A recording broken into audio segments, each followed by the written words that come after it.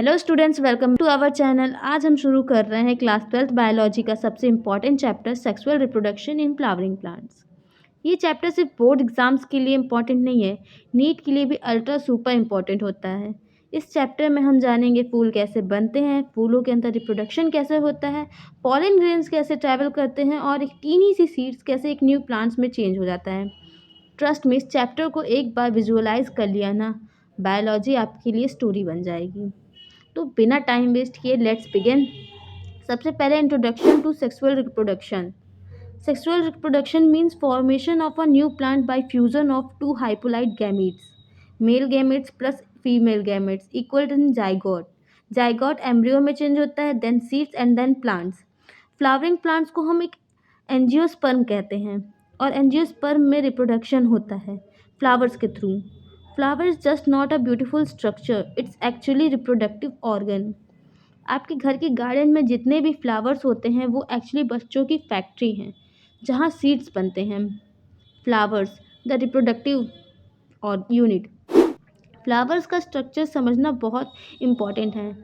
A flower has 4 holes. सबसे पहला calyx जो सेपल से घिरा होता है, ये प्रोटेक्शन का काम करता है। कोरोला, ये पेटल से घिरा हुआ एक अट्रैक्टिव पॉलिनेटर होता है।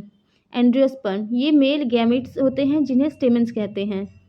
जिम्नोसियम, ये कार्पेल्स होते हैं, फीमेल रिप्रोडक्टिव पार्ट। सबसे पहले डिस्कस करेंगे फीमेल पार्ट, स्टेमेंस। स्टेमेंस में 2 मेन पार्ट होते हैं, एंथर और फिलामेंट।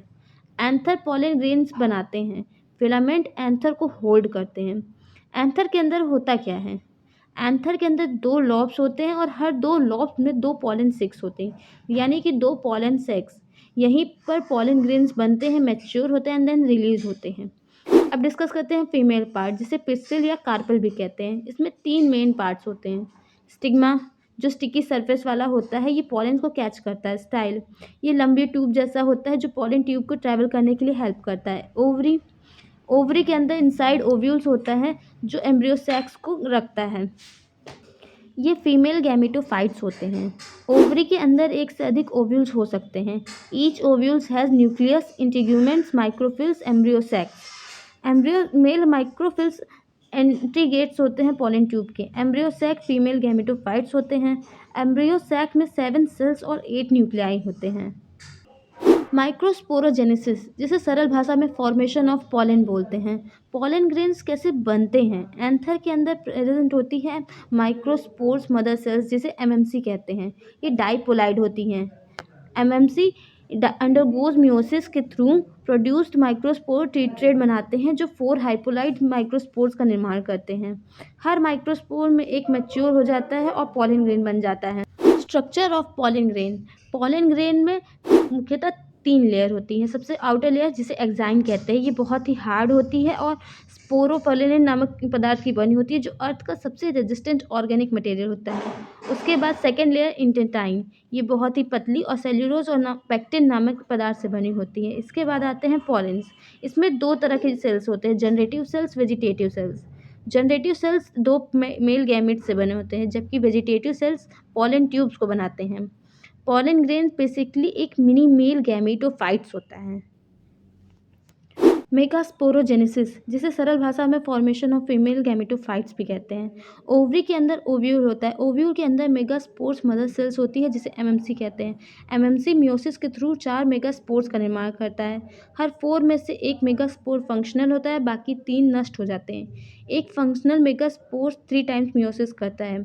फर्स्ट डिवीजन में वो 2 न्यूक्लियाई का निर्माण करता है, सेकेंड में 4 न्यूक्लियाई एंड थर्ड में 8 न्यूक्लियाई। अगर इनकी अरेंजमेंट की बात की जाए तो 3 एंटीपोडल्स चलाजा साइड होते हैं, 2 polar nuclei centre side, 2 synergids plus एक एग सेल माइक्रोफिल साइड्स होते हैं, यानी कि टोटल 7 सेल्स प्लस 8 न्यूक्लियाई। ये फीमेल गैमेटोफाइट होता है। पॉलिनेशंस। पॉलिनेशंस का मतलब है transfer of pollen from anther to stigma. Types of pollination 2 तरह से होते हैं। सेल्फ पॉलिनेशन, जिसे ऑटोगैमी भी कहते हैं। इसमें सेम फ्लावर्स, एक ही पौधे के अलग अलग पौधों के फूलों के बीच में जो पॉलिनेशन होता है उसे सेल्फ पॉलिनेशन कहते हैं। ये बहुत ही लेस वेरिएशन के होते हैं। इसके एग्जांपल्स जैसे बीट और पी। दूसरा क्रॉस पॉलिनेशन, जिसे गीमोगैमी भी कहते हैं। इसमें एक ही प्रजाति के अलग अलग पौधों के बीच पॉलिनेशन होता है, ये लीड्स ऑफ वेरिएशन होते हैं, ये बहुत ही एनर्जेटिकली और कॉस्टली होते हैं। पॉलिनेशन एजेंट्स दो तरह से होते हैं, एबियोटिक और बायबियोटिक। एबियोटिक में विंड आता है जो बहुत लाइट और ड्राई पॉलिन होता है, इसके एग्जाम्पल्स मेज और कोकोनट। दूसरा वाटर, ये बहुत ही रेयर होता है, मोस्टली ये हाइड्रेला और वर्सेलिया में होता है। दूसरा बायोटिक, ये कई तरह से होता है, इन मोस्टली तौर पे इंसेक्ट्स के थ्रू। बर्ड्स के थ्रू होने वाले पॉलिनेशन को ऑर्निथोफिली और बैट्स के थ्रू होने वाले पॉलिनेशन को काइराप्टोफिली भी कहते हैं। स्नेल्स और एक और पॉलिनेशन होता है जिसको स्नेल्स के थ्रू होता है, इसे मेलकोफिली भी कहते हैं। Out breeding devices in flowers, plants inbreeding avoid करना चाहते हैं, इसलिए they use mechanism to promote cross pollinations.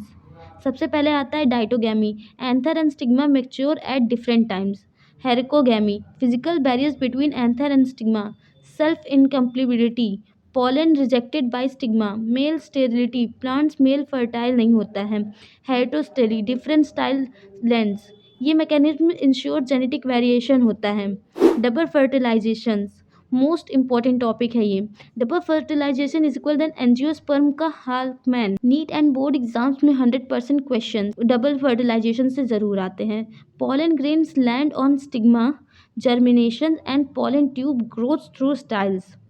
Pollen tube carries two male gametes. Embryo sac में entry microphylls के थ्रू होते हैं. Inside embryo sac, first gamete plus egg is equal than zygote.